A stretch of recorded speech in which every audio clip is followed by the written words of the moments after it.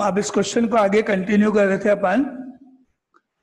तो क्या गिवन था, A is a skew symmetric matrix, that means matrix A is equal to minus of A transpose.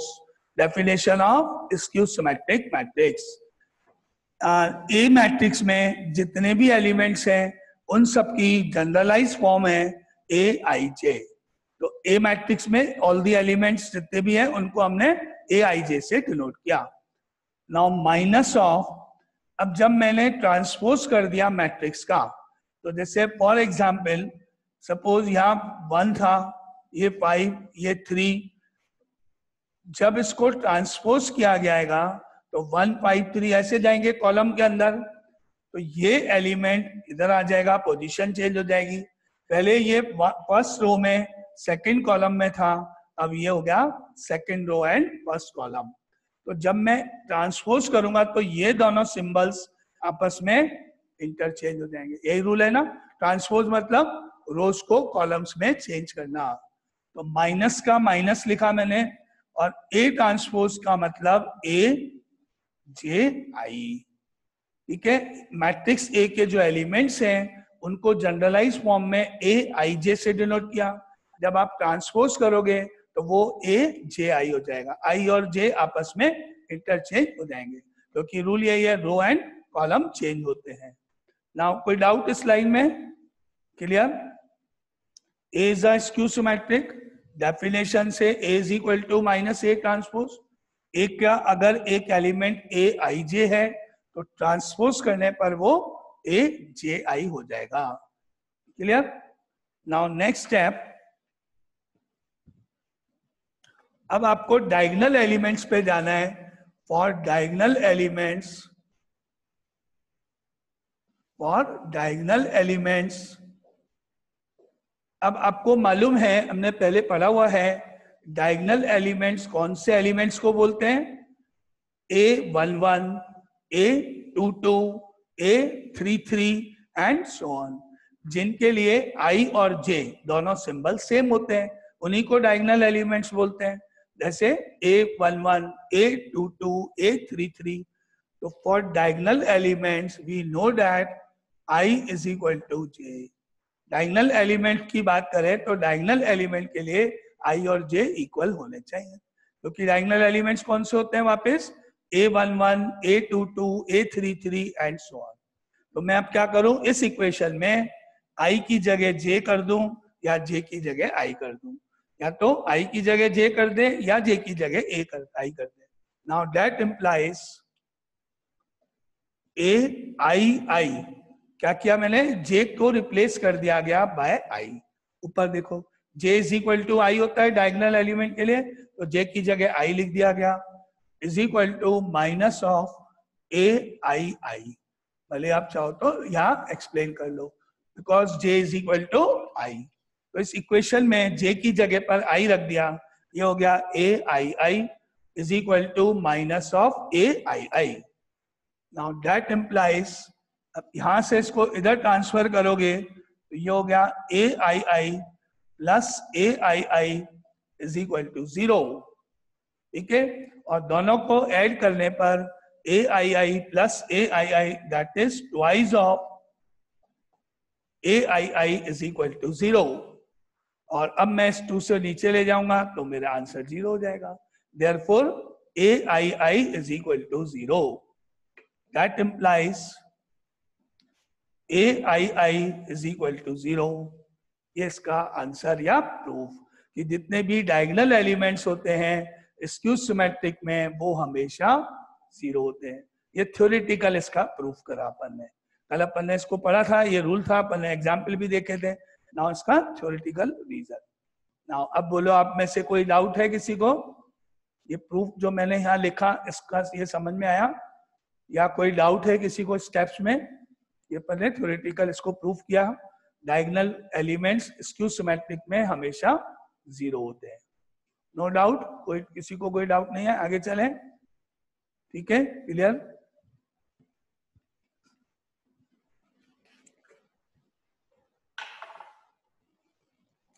Now next example पे चलते हैं।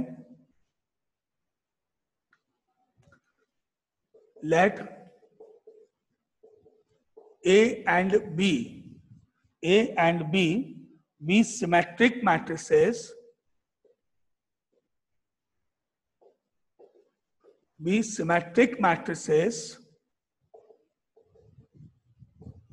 of the same order,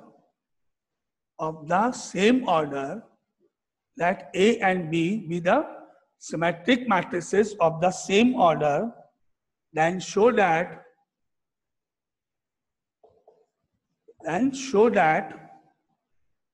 AB plus BA is a symmetric matrix.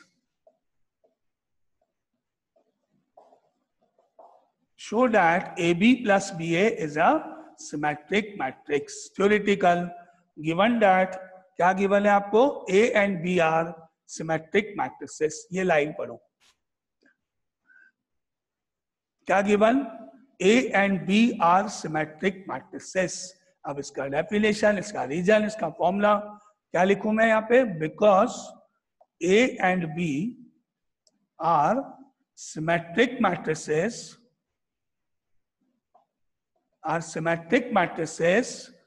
therefore A and B are symmetric matrices, therefore A matrix is equal to A transpose and B matrix is equal to B transpose. Equation number 1. Given that A and B are symmetric matrices, तो ये आपका given हो गया. अब आपको proof करना है AB plus BA is a symmetric matrix. तो इसका होल ट्रांसपोज करके देखते हैं क्या आंसर आता है. कैसे होगा? AB plus BA. Now because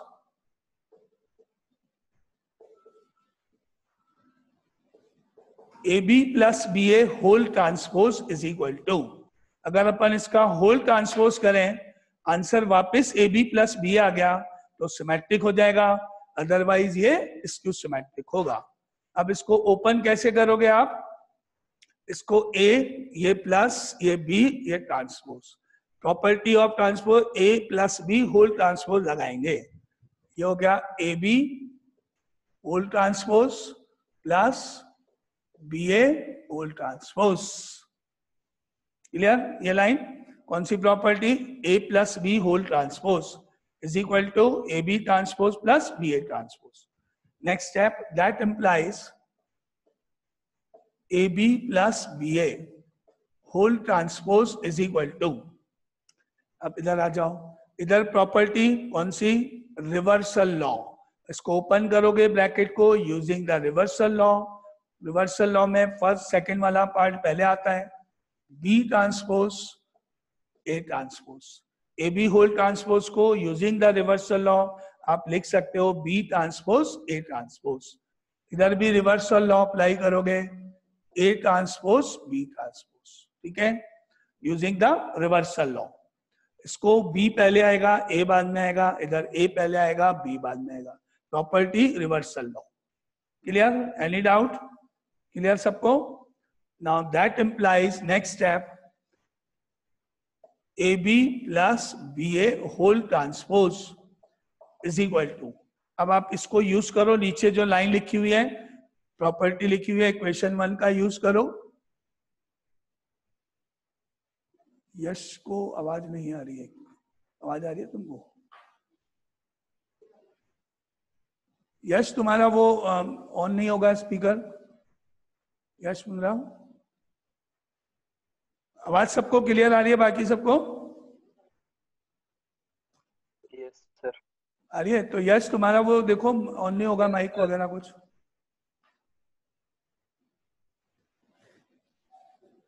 बाकी सबको तो आ रही आवाज है ना? हाँ बाकी सबको आ रही है.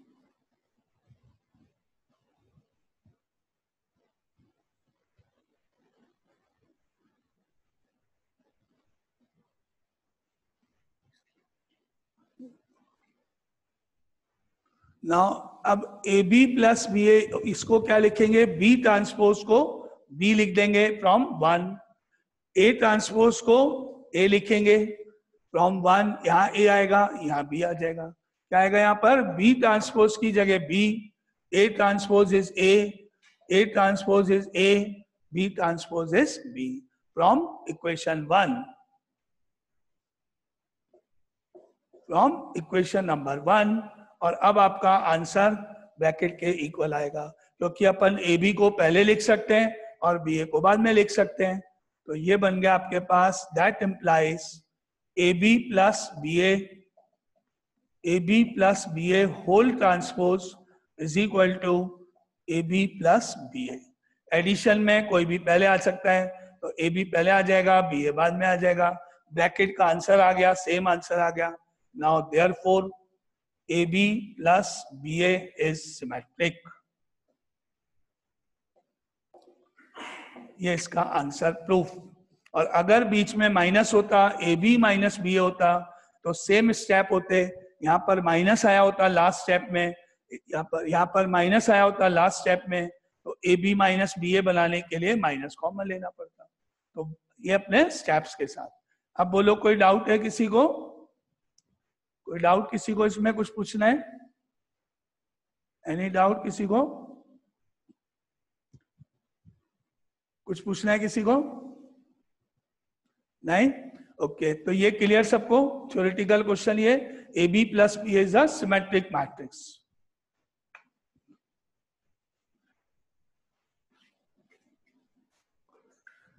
ये तो वो अपना सिमेट्रिक और स्क्यू सिमेट्रिक मैट्रिक्स क्या होता है। एक डेफिनेशन यहाँ पे लिखो आप, ये अपने हालांकि एनसीईआरटी में नहीं है, लेकिन एक्स्ट्रा के लिए लिख लो।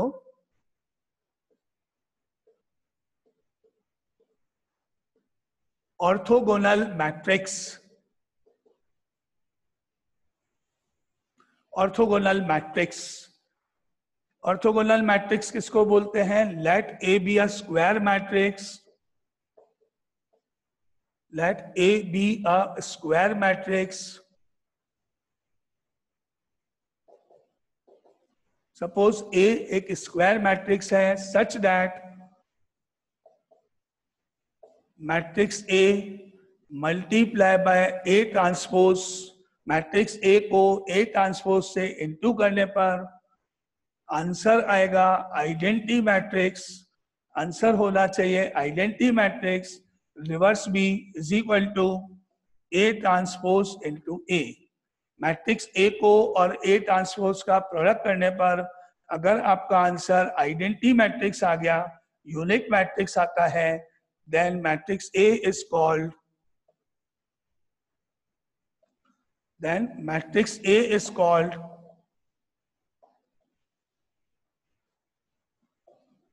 Matrix A is called orthogonal matrix.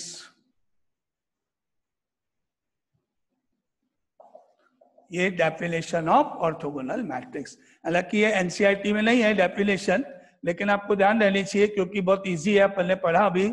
एक मैट्रिक्स को उसके ट्रांसपोज से मल्टीप्लाई करने पर अगर आंसर आइडेंटिटी मैट्रिक्स आता है, then the matrix A is called orthogonal matrix. तो ये बार क्या होता है कि डेफिनेशन के ऊपर ही अपना कोई क्वेश्चन फॉर्म किया जाता है। क्लियर? ये लाइन डेफिनेशन, ठीक है। नेक्स्ट आगे ना,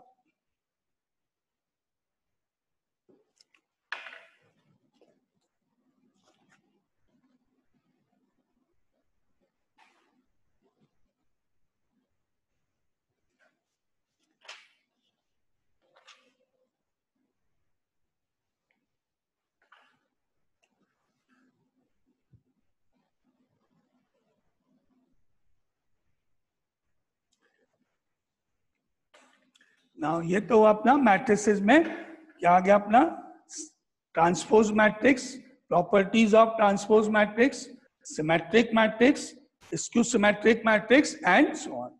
अब आप लिखो इसके आगे होता है determinate.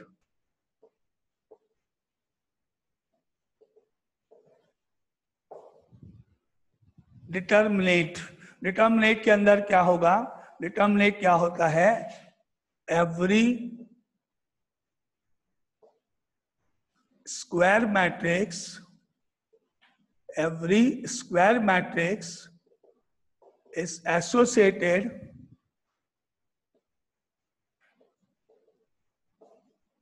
every square matrix is associated with a number or expression, with a number or expression. Every square matrix is associated with a number or an expression which is called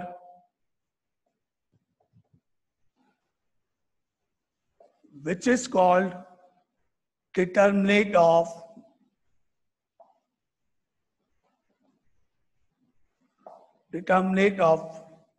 the matrix. Every square matrix is associated with a number or an expression. Depend करता है matrix में सारे numbers हैं तो answer numbers के रूप में आएगा, और अगर मैट्रिक्स के अंदर नंबर्स प्लस अल्फाबेट्स हैं तो आंसर एल्जेब्रिक टर्म में आएगा, एक्सप्रेशन के टर्म में आएगा। इसका मतलब क्या है, मीनिंग क्या है वो आप देखते हैं। अगर आपने पास है मैट्रिक्स ए लिखो, एक नंबर्स है मान लो 5, 2, 4 एंड 9, ये एक मैट्रिक्स ए है। मैंने आपको बोला फाइंड दिस, इसका मतलब, इस सिंबल का मतलब मॉडुलस नहीं बोलेंगे इसको, मॉडुलस ऑफ ए नहीं लिखा हुआ है। इस सिंबल का मतलब हम निकालने जा रहे हैं determinant of A, determinant of A, determinant की वैल्यू, इसको एक्सपेंड करना बोलते हैं। इसको सॉल्व करके एक सिंगल नंबर फाइंड करना है, इसकी वैल्यू निकालनी है।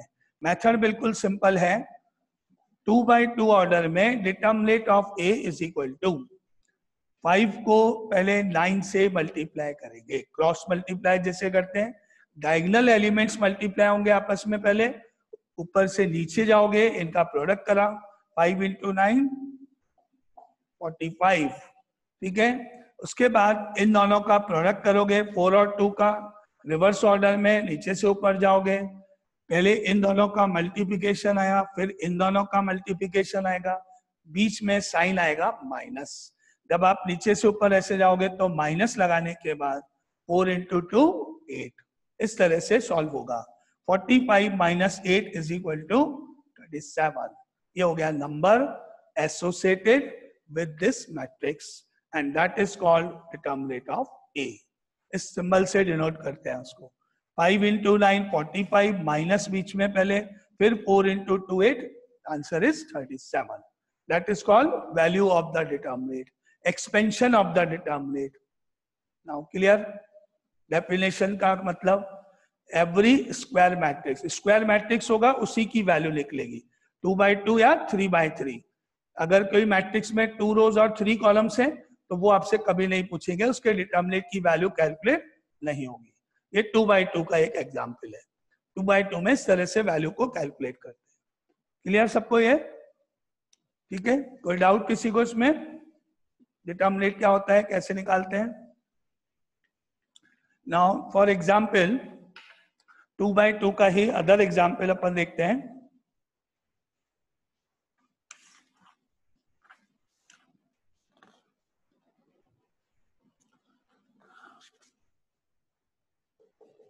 Now find the value of sin theta cos theta minus of cos theta and sin theta. Find the value of this determinant. जो अभी आपने पढ़ा ना रूल, क्रॉस टाइप, पहले आप इन दोनों का प्रोडक्ट करोगे, cross multiply, sine into sine, diagonal elements का product, that is sine square theta, sine into sine, sine square theta, ठीक है। देन इन दोनों का प्रोडक्ट करोगे आप, माइनस बीच में लिखोगे, इनका प्रोडक्ट करने पर भी माइनस आया, ये तो हुआ minus of minus cos square theta. पहले sine into sine, sine square theta, फिर माइनस के बाद इनका प्रोडक्ट करने पर माइनस कॉस स्क्वायर थीटा, ठीक है। तो आंसर हुआ इस क्वेश्चन का sine square theta plus cos square theta minus minus plus, and answer is equal to 1 using the identity. ठीक है, clear, answer is 1। Sine square theta plus cos square theta बन गया, इसलिए 2/2 का ये मेथड, इसका स्टेप्स। आगे चले, कोई डाउट किसी को, क्लियर है ये? ठीक है, ये 2/2 ऑर्डर का एक और एग्जाम्पल हुआ, इसको कैसे ओपन करते हैं। ठीक है, यहां तक 2/2 तो क्लियर, कैसे ओपन करते हैं। अब हम जा रहे हैं 3/3 ऑर्डर के मैट्रिक्स का वैल्यू कैसे निकालते हैं। 3/3 ऑर्डर के मैट्रिक्स की वैल्यू कैसे निकालते हैं, डिटरमिनेंट बना के सॉल्व कैसे करेंगे।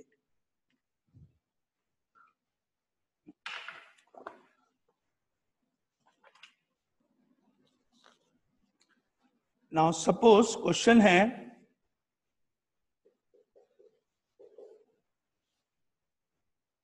एक डिटरमिनेंट यहां पर है 2,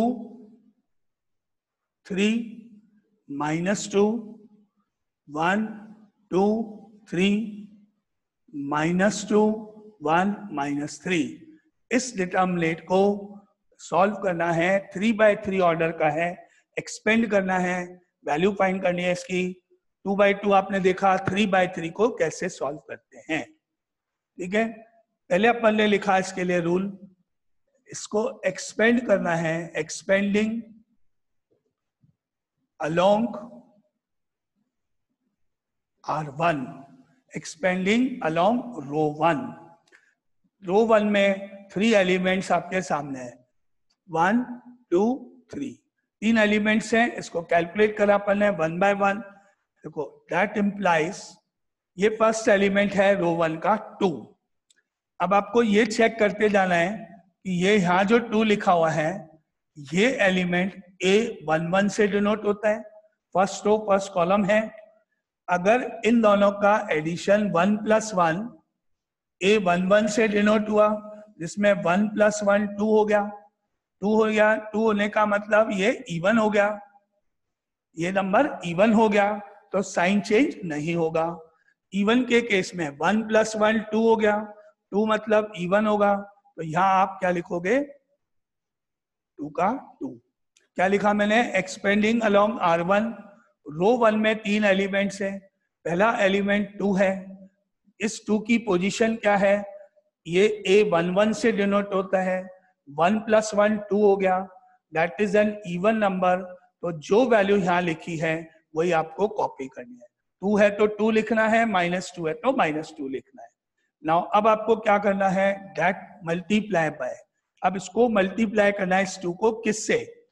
देखो 2 लाइन 1 में है आपके सामने, तो अब ये लाइन 1 को हाइड करो, डिलीट करो, कट करो, लाइन 1 हट गई, लाइन 1 आपको दिख नहीं रही है। क्या करा मैंने, deleting the line 1 and deleting the column 1, ये कॉलम 1 हाइड करा मैंने। 2 कौन सी लाइन में है, फर्स्ट लाइन में है। 2 कौन से कॉलम में है, फर्स्ट कॉलम में है। मुझे क्या करना है, deleting the first row and the first column. First line को डिलीट करना है, फर्स्ट कॉलम को डिलीट करना है, इस तरह से। अब आप ध्यान से देखोगे, आपको केवल 4 नंबर्स नजर आएंगे, 4 नंबर्स आपको दिखेंगे, 1, 2, 3, 4, वो आप यहाँ पे लिख लो डिटरमिनेंट की फॉर्म में। क्या लिखोगे, 2, 3, 1, -3, यहाँ पर डिटरमिनेंट में आपको मिला 2, 3, 1, -3, ऐसे लिखो। एक्सपेंडिंग अलोंग रो में फर्स्ट एलिमेंट देखा आपने वापस से, दैट इज 2, 2 का 2 लिखा मैंने, क्योंकि ये 2 1 और 1 पोजीशन पर है, जिनका एडिशन 2 इवन होता है, तो चेंज नहीं होगा। उसके बाद लाइन 1 को, कॉलम 1 को डिलीट किया और रिमेनिंग नंबर्स यहाँ लिखे गए। ये आगे फर्दर नेक्स्ट लाइन में सॉल्व होगा। अब पहले इस लाइन में कोई डाउट है किसी को तो बोलो, इस यहां तक डाउट है किसी को। 2 लिखा मैंने क्यों, first line first column same as it is, delete क्या क्या किया मैंने, फर्स्ट लाइन फर्स्ट कॉलम और रिमेनिंग एलिमेंट। अब आगे देखो, फिर नेक्स्ट एलिमेंट क्या है, 3। अब ये 3 कौन सी पोजीशन पर है आपका, A12, first line second column की पोजीशन पर है। इन दोनों का एडिशन करने पर 1 + 2 कितना हो गया, 3। 3 कैसा नंबर हो गया, ऑड नंबर हो गया। इवन के केस में साइन चेंज नहीं होगा, ऑड के केस में साइन चेंज करना है। 3 का -3 लिखोगे, -3 का +3 लिखो। इवन के केस में साइन चेंज नहीं करोगे, ऑड के केस में साइन चेंज करोगे। अब ये जो 3 है, ये 1 2 पोजीशन पर इनका सम 3 ऑड हुआ। मुझे मालूम है ऑड के केस में साइन चेंज होता है, तो अब मैं यहां लिखने जा रहा हूं 3 की जगह पर -3। डाउट कोई? 3 की जगह -3 क्यों लिखा? यहाँ पर 2 का 2 आएगा, यहाँ -3 आएगा रीजन समेत। ठीक है यहाँ तक? ओके, आगे चले। अब वही रूल लगाओ, लाइन 1 को डिलीट करो, फर्स्ट लाइन जिसमें 3 है उसको डिलीट करो। ये लाइन डिलीट हुई, लाइन 1। ये कॉलम डिलीट हुआ, कॉलम नंबर 2 जिसमें 3 है। आपके सामने इस तरह से 4 नंबर्स 1 3 -2 -3 नजर आएंगे। Deleting the first line and the second column, we get 4 numbers as 1 3 this। ये आप यहाँ पे लिखो। कौन कौन से नंबर्स आपको मिले? 1 3 -2 -3, ये 4 नंबर्स यहाँ पर आए। Deleting the first row and second column, step 2 complete। Total 3 step है क्योंकि फर्स्ट लाइन में मेरे पास 3 एलिमेंट्स हैं। क्लियर? सेकेंड स्टेप में कोई डाउट? ये क्लियर? -3 क्यों आया और कैसे? Now third step. अब यहाँ जो नंबर लिखा हुआ है वो चेक करो, यहाँ क्या लिखा हुआ है? यहाँ लिखा हुआ है -2।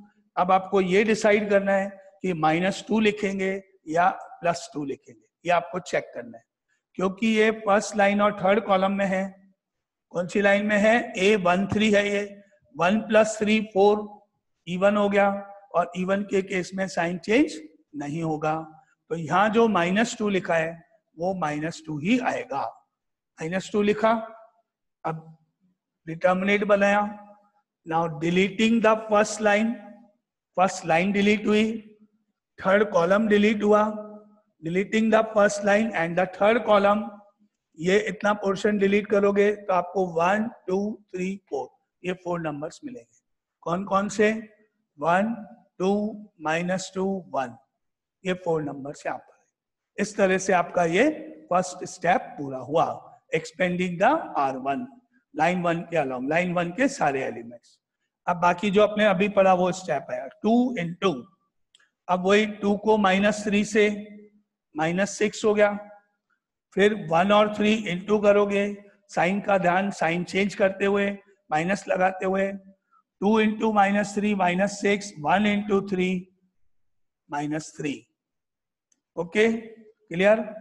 -3 का -3, अब 1 और -3 का प्रोडक्ट करने पर -3 हो गया, और इन दोनों का प्रोडक्ट करने पर तो -6 आएगा, लेकिन साइन चेंज करने पर ये +6 होगा।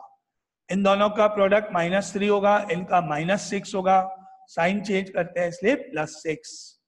अब -2 का -2, इन दोनों का प्रोडक्ट 1, फिर इन दोनों का प्रोडक्ट करके साइन चेंज करने पर +4, -2 × 2 -4, साइन चेंज +4।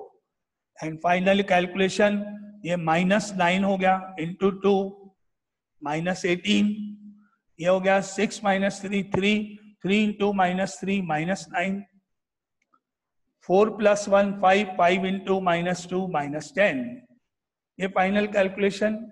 और 18 और 9 20 कितना हो गया? 27, और 10 37, आंसर हुआ -37। इस तरह से अपन एक्सपेंड करेंगे इसको अलोंग लाइन 1। पहले केवल लाइन 1 समझे, बाद में अपन और लाइंस या कुछ और बाद में देखते हैं। बोलो, एनी डाउट? 3/3 क्लियर है ढंग से, अच्छे से, क्योंकि आपको आगे सब काम में आएगा। लाइन 1 ठीक है, ओके। लाइन 1 के अलोंग इसको आपने कैसे एक्सपेंड किया वो देखो। नाउ ये एक और बात देखते हैं इसको। अब मैं इसी को वापस से एक्सप्लेन करता हूं, लेकिन अब किसी और लाइन या कॉलम के रेस्पेक्ट।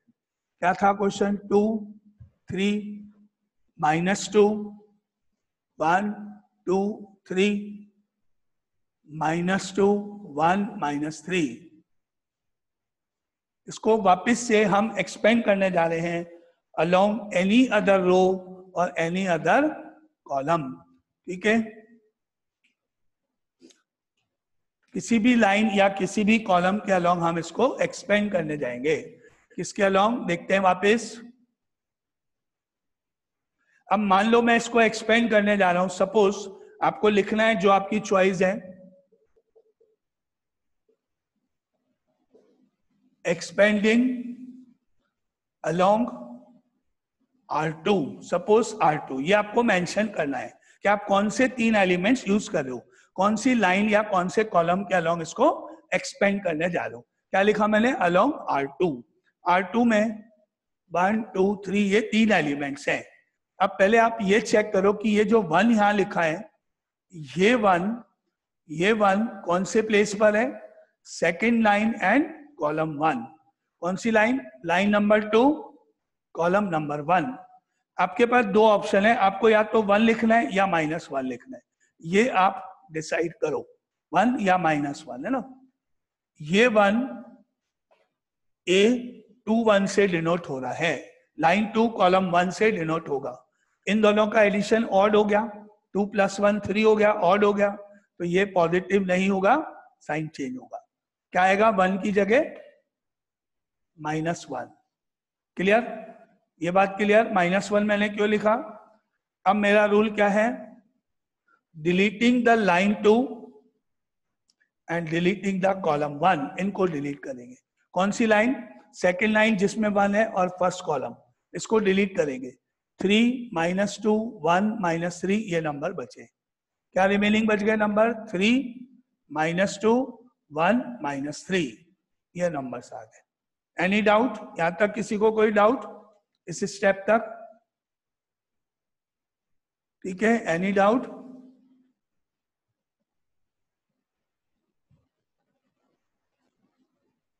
एनी डाउट नहीं, ओके आगे चले। नेक्स्ट एलिमेंट आपको क्या दिख रहा है यहाँ, 2। ये 2 सेकेंड लाइन में और सेकेंड कॉलम में है। 2 + 2 4 होता है, लाइन 2 कॉलम 2, इसलिए इसको आप सेम कॉपी करोगे, +2 का 2। +2 क्यों लिखा, second line second column same आएगा। नाउ डिटर्मिनेंट बनाओ, लाइन 2 को कॉलम 2 को डिलीट करो, ये 3 नंबर डिलीट होंगे। कौन कौन से लाइन डिलीट हो रहा है, लाइन 2 कॉलम 2, ये लाइन 2 ये कॉलम 2 आपका, ये ऐसे डिलीट हुआ। क्या नंबर बचे, 1 2 3 4, 2 -2 -2 -3। ये लिखो यहाँ पे कौन कौन से नंबर बचे, 2 -2 -2 -3 ये नंबर्स यहाँ पर आ गए। स्टेप 2 पूरा हुआ। एंड लास्ट थर्ड स्टेप, क्या लिखा है यहाँ पर, 3 लिखा है, साइन चेंज होगा क्योंकि ये लाइन 2 में है, 3 कॉलम में है, 2 + 3 5 होता है, साइन चेंज होगा, -3 हो गया, ये -3 हो गया। अब वही लाइन 2 को डिलीट किया, थर्ड कॉलम को डिलीट किया, 2 3 -2 1 रिमेनिंग। क्या नंबर बचे, 2 3 -2 1 ये रिमेनिंग नंबर्स। लाइन 2 डिलीट हुई, कॉलम 3 डिलीट हुआ, 1 2 3 4 ये 4 नंबर्स कंप्लीट लाइन 2 के अलोंग। अब फाइनल कैलकुलेशन, -1 × इन दोनों का प्रोडक्ट -9, इन दोनों का प्रोडक्ट भी करना है और साइन चेंज भी करना है। जब आप नीचे से ऊपर जाओगे तो साइन चेंज का ध्यान रखना है। तो 1 को -2 से इंटू करने के बाद साइन चेंज करने के कारण +2, -2 का +2, फिर +2 लिखा अपन ने, इन दोनों का मल्टीप्लिकेशन हुआ -6 और इन दोनों का मल्टीप्लाई करने पर तो +4 हो गया, -2 -2 +4 हो गया, लेकिन साइन चेंज होगा तो -4 एंड -3 का -3, इनका प्रोडक्ट 2, इन दोनों का प्रोडक्ट करने पर तो -6 आया, लेकिन साइन चेंज होने के कारण ये +6 हो गया। साइन चेंज करना है, +6 में कन्वर्ट हो गया, ठीक है। नाउ -9 +2 -7, -7 को -1 से इंटू करने पर 7, -6 -4 -10 इंटू 2 -20 एंड 6 और 2 8, 8 इंटू 3 -24 और इन दोनों का product addition -44 and +7 again answer -37। Answer कभी चेंज नहीं होगा। आप किसी भी लाइन या किसी भी कॉलम के अलोंग इसको एक्सपेंड कर सकते हो, आंसर कभी भी चेंज नहीं होगा। अब बोलो कोई डाउट वापस किसी को? जैसे पहले वाले में किसी को डाउट था, तो अब क्या उनका डाउट क्लियर हुआ? नहीं तो अभी भी किसी को डाउट है तो आप पूछ सकते हो, क्लास के बाद भी पूछ सकते हो।